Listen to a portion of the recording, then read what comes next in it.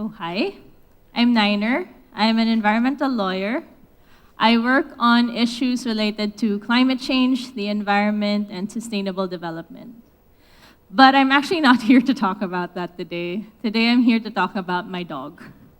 And yours, and hers, and his, maybe your cat too, birds, even horses. So I guess it's time to tell you, or I guess they told you earlier, that I do have another job. And my other job is that I'm a therapy dog handler. So I suppose to be more specific, it's better to say that I'm here to talk about the relationships we have with animals. Any kind of relationship or behavior between people and animals is called human-animal interaction. Simple enough, right? These interactions can be positive or negative experiences, or even neutral ones. But from these human-animal interactions, a human-animal bond can form. The human-animal bond is defined by the American Veterinary Medical Association as a mutually beneficial and dynamic relationship between people and animals that positively influences the health and well-being of both. Take your pets, for instance. The human-animal bond could result in viewing your pets as friends, companions, sources of support and comfort, even siblings or children.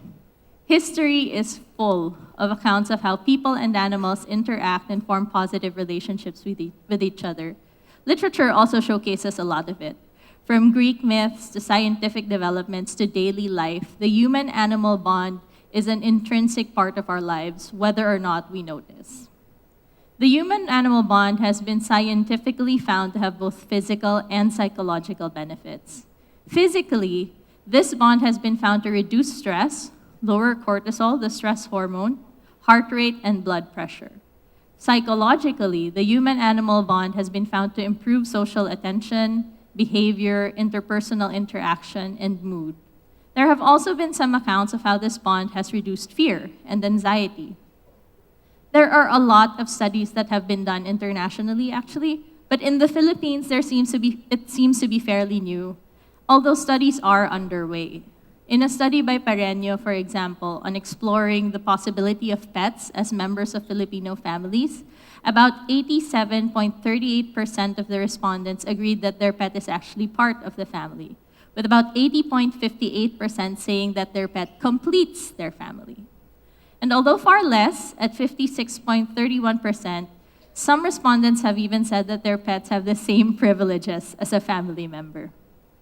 In addition, a study on the effectiveness of having pets in reducing stress by Ciruales et al. Found a significant difference in relaxation, belongingness, social interaction, physical exercise, and happiness among respondents before and after they acquired their pets. Finally, another example by Navarro et al. Of Communitales. In a study of 243 Filipino students and 174 teachers, it was found that mental health, national events, and education were their biggest concerns. It was also found that 86% of them have pets, with 75% of the 86% being dogs. When asked about their experiences during the pandemic, 70.80% of the respondents said that their pets had a positive effect on their family, with 63.9% of these pet owners saying that their animal companions actually helped them cope or get through it. And although this study and the others are yet to be published, this, I believe, is an indication of the positive impacts animals have on well-being in the Philippines. Respondents of the last study, 76.6% of them, felt very strongly that humans and their animal companions mutually benefit from the bond between them. This led the study proponents to believe that there is considerable potential for animal-assisted interventions in alleviating mental health concerns during large-scale and long-term emergency situations like the COVID-19 pandemic.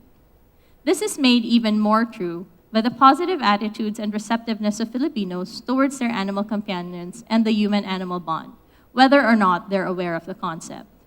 The human-animal bond makes it possible to work with animals in specially structured situations where their presence and participation, whether directly or indirectly, are critical components of success. Animal-assisted services are defined by Binder et al. as mediated, guided, or facilitator-led practices, programs, and human services that incorporate specially qualified animals into therapeutic, educational, supportive, and/or ameliorative processes aimed at enhancing the well-being of humans while ensuring the welfare of the animals involved. There are actually three kinds of animal-assisted services: animal-assisted treatment, animal-assisted education, and animal-assisted support programs. So animal-assisted treatment is, as the name implies, treatment, but it's treatment with a twist. Imagine going to therapy or counseling, but instead of just talking to a therapist, a dog is there with you offering comfort. Or maybe working with a speech therapist, and every time you say a word correctly, a nice dog offers you a high five. That's what animal-assisted treatment is. It's where professionals like therapists, nurses, and counselors team up with animals to help treat patients. This could be anything from a dog helping you feel calmer during a particularly tough session, or to a horse helping you with physical therapy. Animal-assisted education, on the other hand, is having animals provide support in educational programs, working with them in a classroom or learning setup. Wouldn't it be more relaxing, after all, to read to a dog instead of your classmates or your teacher? Or maybe there are activities where an animal's participation helps explain things better, like when you learn about biology or when you learn about animal welfare. Wouldn't it be easier to understand animal welfare and feel more compassion towards animals when you actually get to spend time with them? Animal-assisted education is usually guided or administered by teachers or people working in the academic field. Animal-assisted support programs, on the other hand, are done by professionals with training or professionals working with trained handlers or trained volunteers. These include activities that are meant to increase the well-being of humans with the active participation of animals. Play sessions with therapy dogs, for example, could make people less stressed and lonely and remind them that they are not alone. This brings me to talk about ramen. Not this ramen, the next ramen. This ramen is a therapy dog. She's my therapy dog. Together, she and I are what we at Communitales like to call a HAT, a human-animal team. And just in case it isn't too obvious, I'm supposed to be the human, she's supposed to be the animal. I'm often asked what the difference is between therapy dogs, service dogs, and emotional support dogs is. Are they the same thing? And the quick answer is no. Therapy dogs, or therapy animals in general, are usually domesticated animals that accompany their handlers in performing animal-assisted support programs or animal-assisted services, while service animals are working animals. They're specifically trained to do specific work or perform certain tasks for particular persons, like dogs that guide visually impaired individuals or that alert their owners about their medical conditions. Emotional support animals are not trained to provide particular services or perform certain tasks, but as their name implies, they provide emotional support and comfort to their humans. Ramen, as I mentioned earlier, is a therapy dog. But I would also say she's my own emotional support animal. She and I work together to help deliver animal-assisted support programs to various groups of people in different settings. We began working on this together in 2018, and since then we've worked with people both young and old, and not so old.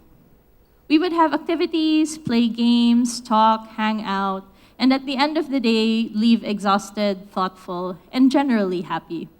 We've spent time with kindergartners playing copy ramen to settle them down. We've spent time with students anxious about their exams. We've spent time with young people with ADHD, anxiety, and depression. There are all of these studies abroad on how animal-assisted services, or animal-assisted interventions, as they were formerly referred to, have made real positive impacts on both humans and animals. But seeing it in person, seeing the possibilities, it always leaves me in awe.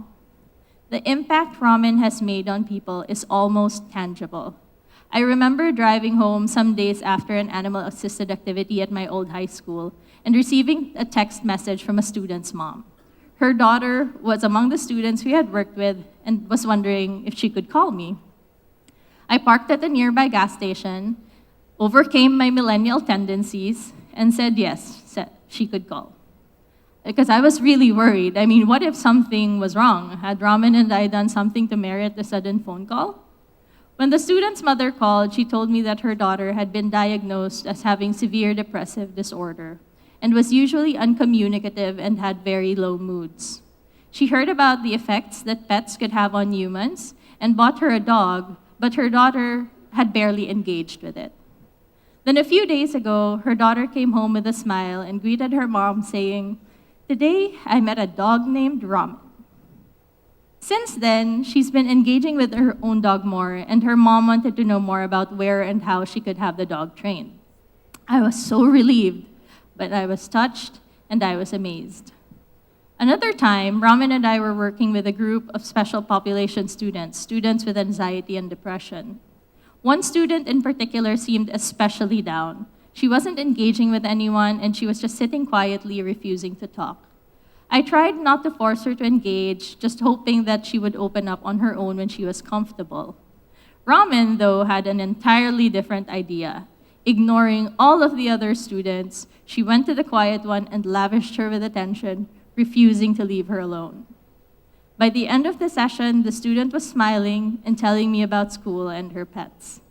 Only an animal, and in this case Ramen, could have broken through in that instance. My heart was full. And finally, one time, working with young girls with ADHD, a particularly energetic child seemed impossible to settle down. We decided to play a game with Ramen by rewarding Ramen if she stayed still. She could only get the treat once she was told go.